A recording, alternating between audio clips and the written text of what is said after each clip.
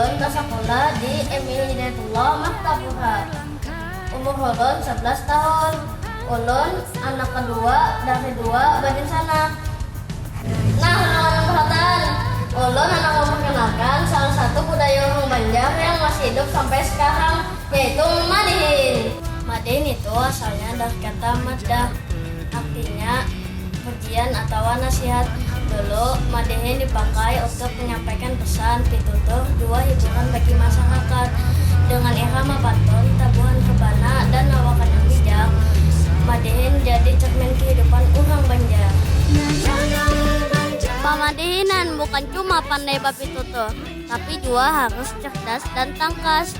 Inya mampu bercakapan spontan, bercerita tentang apa aja, tentang kampung, keluarga, sampai kehidupan sehari-hari. Semua dibungkus dengan lucu, halus, dan penuh makna. Madihin biasanya dibawakan dua orang atau lebih, berbalas pantun, saling sindir, tapi tetap sopan dan beretika. Inya ngajari kita bahwa bercanda pun bisa sambil belajar, tertawa tapi berisi pesan moral. Zaman digital ini, madihin mulai bangkit lagi. Anak muda Banjar sudah mulai belajar madihin, merekam, memposting di media sosial, supaya kesenian ini kada hilang ditelan zaman.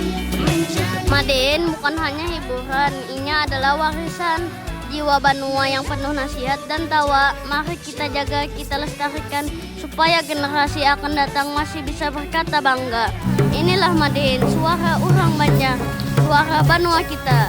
Ulun Nanang Cilik, Kabupaten Banjar, tahun 2025.